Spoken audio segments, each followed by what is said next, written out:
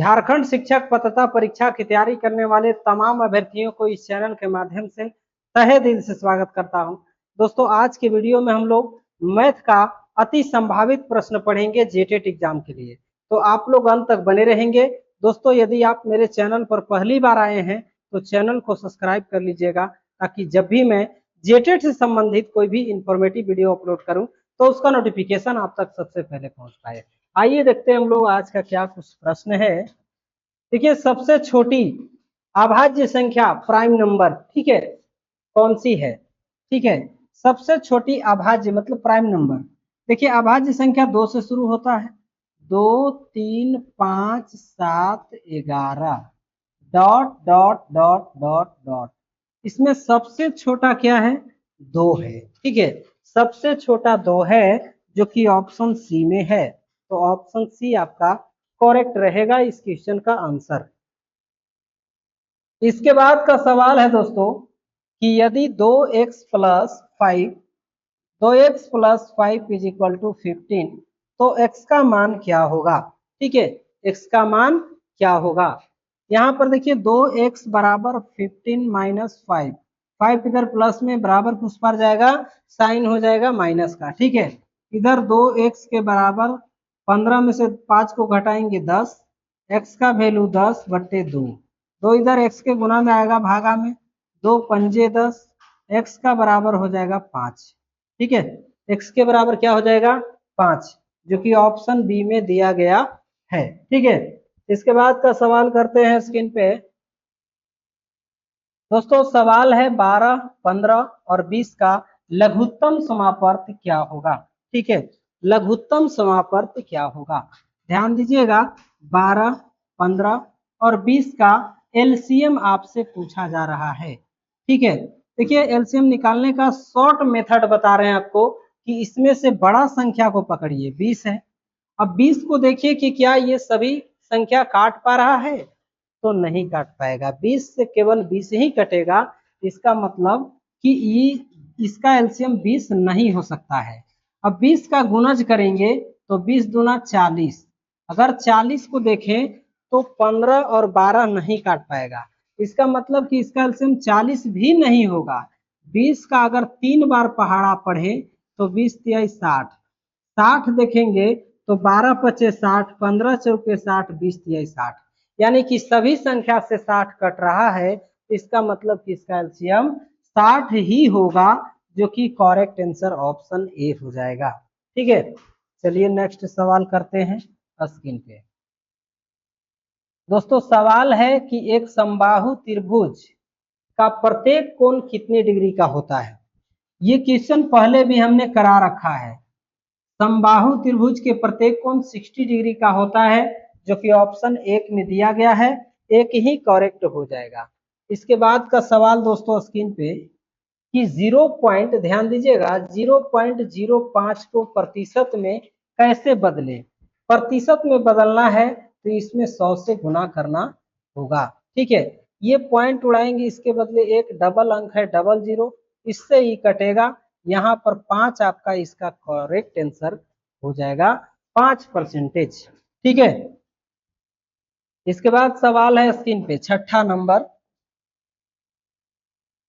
यदि किसी वृत्त की त्रिज्या 7 सेमी है, देखिए त्रिज्या को बोलते हैं आर, 7 सेमी है, तो आपसे बोला जा रहा है कि इसका परिधि क्या होगा। ठीक है दोस्तों, वृत्त की परिधि जब भी निकालना हो तो परिधि का सूत्र होता है 2πr। ठीक है, 2π का वैल्यू 22/7 लेना है और r का वैल्यू 7 दिया गया है, इसलिए 7 ही लेना है। 7 से 7 कटेगा, 22 दूना 44 सेमी करेक्ट आंसर हो जाएगा। तो 44 सेमी ऑप्शन बी में दिया गया है। ऑप्शन बी इस क्वेश्चन का करेक्ट आंसर होगा। इसके बाद का सवाल है दोस्तों कि 5289 में 8 का स्थानीय मान, यानी कि प्लेस वैल्यू आपको पता करना है 8 का। तो 8 यहाँ पर है, 8 के बाद एक अंक है, एक 0 लगा लीजिए, कितना हो जाएगा? 80 हो जाएगा, जो कि ऑप्शन बी में दिया गया है। ऑप्शन बी इस क्वेश्चन के लिए सही आंसर होगा। इसके बाद का क्वेश्चन है दोस्तों, यहाँ पर ध्यान दीजिएगा क्वेश्चन है कि 1 से 100 तक का गिनती में कितनी बार 9 आता है। समझिएगा, बहुत आसान क्वेश्चन है, बस इसको समझने की जरूरत है। एक बार फिर से क्वेश्चन, 1 से 100 तक की गिनती में कितनी बार 9 आता है। दोस्तों इसके लिए ट्रिक होता है, ठीक है। इसके लिए ट्रिक क्या होता है इसको जानेंगे, ठीक है। इसके लिए ट्रिक क्या होता है इसके बारे में जानेंगे। देखिए 1 से 10 तक अगर हम लोग गिनती देखें तो इसमें 9 एक बार आएगा, ठीक है। अगर 11 से 20 तक देखें तो इसमें 9 एक बार आएगा, 19 में, ठीक है, 19 में। इसके बाद 21 से अगर हम लोग 30 में देखें तो इसमें भी एक ही बार 9 आएगा, 29 में, ठीक है। अगर हम लोग 30 या 31 से 40 तक में देखें तो यहाँ पर भी 9 एक ही बार आएगा। अगर हम लोग 41 से 50 तक में देखें तो यहाँ भी 49 में 9 एक ही आएगा। इसी तरह से अगर 51 से देखा जाए 60 तक तो 9 एक ही आएगा, ठीक है। यहाँ पर हम लोग इसी तरह से 61 से 70 तक में देखें तो 9 एक ही बार आएगा, ठीक है। 71 से 80 तक में देखें तो 9 एक ही बार आएगा। इसके बाद यहाँ पर हम लोग 81 से 91 तक में देखें तो 9 दो बार आ जाएगा, ठीक है। कितनी बार आएगा? 2 बार। एक 89 आ जाएगा, एक 91 में 9 एक आ गया, तो यहाँ पर 2 बार 9 आ गया, ठीक है। 9 9 2 बार आ गया, ठीक है। अब देखिए 91 के बाद बच गया 92, 93, 94, 95 और 96, 97, 98, 99, ठीक है। तो 99 में 2 गो और एक ये 3 4 5 6 7, ठीक है।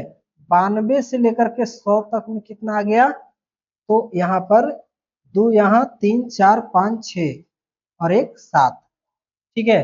तो यहाँ पर लिख लेंगे 7, तो ये 7 गो हो गया। अब टोटल जोड़ दिया जाए तो यहाँ पर 7 हो गया और इसमें 2 हो गया और 1 2 3 4 5 6 7 8, ठीक है, 8 और हो गया। तो टोटल अगर जोड़े तो यहाँ पर क्या हो गया? अच्छा हाँ, 90 में एक आएगा ना, तो 8 1 9 9 9 18 और एक 99 में डबल 9 है, तो 18 2 20। 9 के संख्या 20 हो जाएगा, 9 के संख्या 20 हो जाएगा। इसके बाद क्वेश्चन,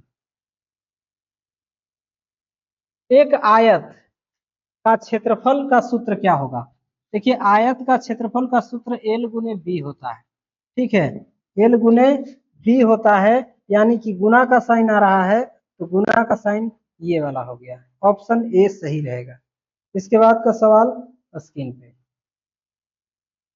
दोस्तों सवाल है कि यदि एक वस्तु का क्रय मूल्य, एक वस्तु का क्रय मूल्य CP कॉस्ट प्राइस जो है वो $500 है, $500 है, और उसे 10% लाभ पर बेचा जाता है, तो विक्रय मूल्य क्या होगा? देखिए क्रय मूल्य जो होता है वो अपने आप में 100% का वैल्यू अगर 500 दिया है, ठीक है, तो 1% का वैल्यू क्या होगा? तो इस 500 में 100 से भाग कीजिएगा, 100 पचे 500 यानी कि 5 होगा, ठीक है। लेकिन विक्रय मूल्य जो है वो 10% लाभ पर बेचेंगे, तो 10% लाभ पर बेचने का मतलब कि 100 से 10 प्लस करेंगे तो 110% होगा, तो 110% का जो निकालेंगे वही हमारा क्या हो जाएगा? एसपी हो जाएगा दोस्तों, ठीक है, एसपी हो जाएगा। तो 110 गुने में 5, 11 पंजे 55 1 0, 550 विक्रय मूल्य होगा, जो कि ऑप्शन बी में दिया गया है, ठीक है, ऑप्शन बी में दिया गया है।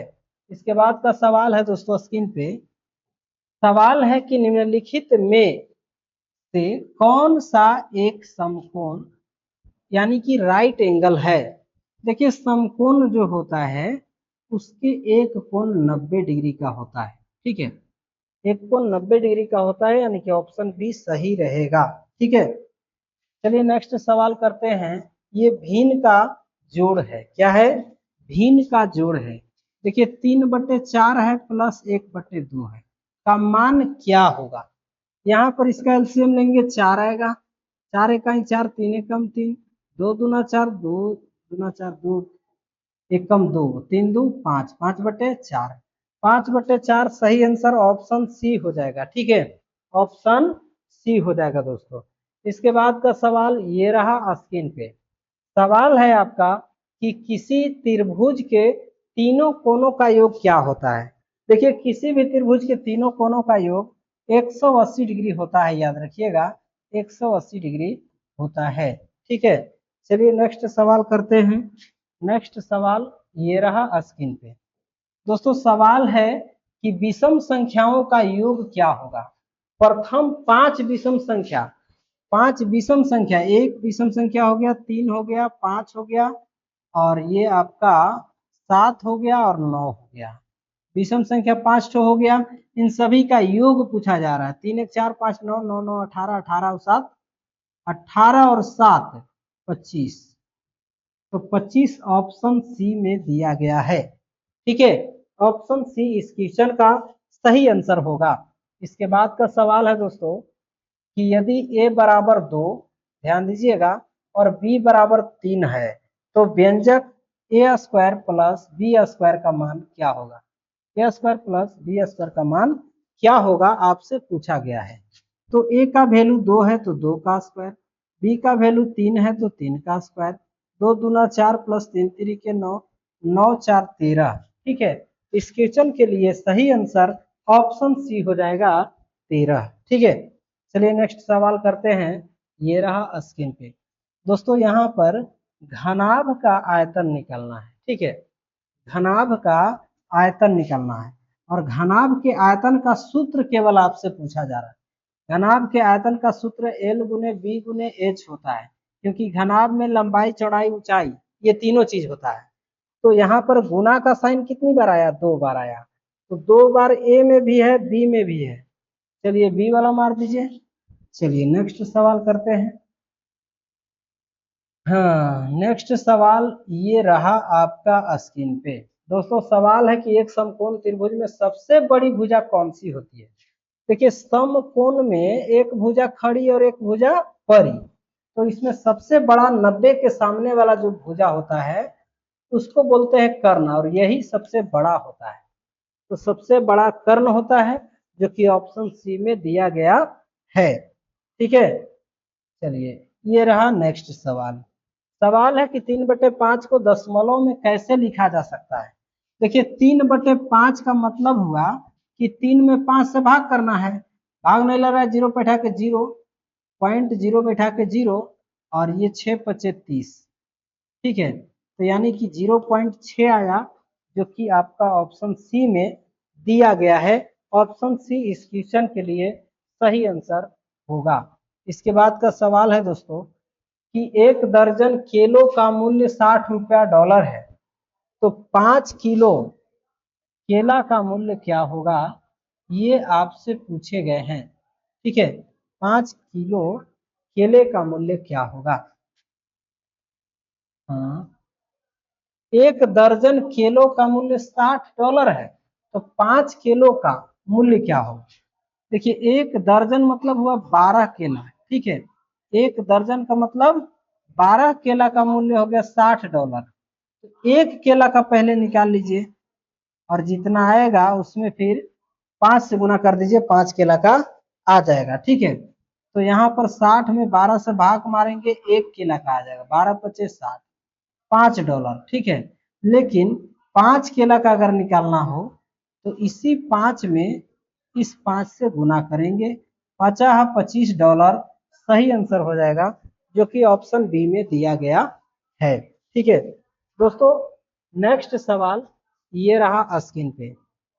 सवाल है आपका कि किसी चतुर्भुज के 3 कोण 110 डिग्री और 85 डिग्री और 70 डिग्री है, यहाँ पर 70 दिया गया है। ठीक है, तो चौथे कोण का मान क्या होगा। चौथा कोण नहीं पता है, मान लीजिए कि x है, और सबको जोड़ दीजिए और बराबर में 360 ले लीजिए, क्योंकि किसी भी चतुर्भुज के सभी कोणों का योग 360 डिग्री होता है। अगर जोड़ा जाए इसको तो ये 180 होगा, 180 और 85, 180 गुना 260 और 5 65, 265 प्लस x बराबर 360 और इधर x छोड़ देंगे, 360 में से उधर जाकर 265 घटा देंगे, तो फाइनली आपका क्या आ जाएगा, 10 में से 5 जाएगा 5 और 15 में से 6 जाएगा 9, कितना आ गया 95 डिग्री। तो 95 डिग्री सही आंसर ऑप्शन सी में दिया गया है, इस क्वेश्चन के लिए सही आंसर हो जाएगा। ठीक है दोस्तों, आज की वीडियो में इतना ही क्वेश्चन हमने लाया आप लोगों के लिए, ये जेटेट परीक्षा के लिए महत्वपूर्ण सवाल थे। तो यदि आपको अच्छा लगा तो चैनल को जरूर सब्सक्राइब कीजिएगा, वीडियो को लाइक एंड शेयर। मिलते हैं नेक्स्ट वीडियो में, तब तक के लिए thanks for watching this video.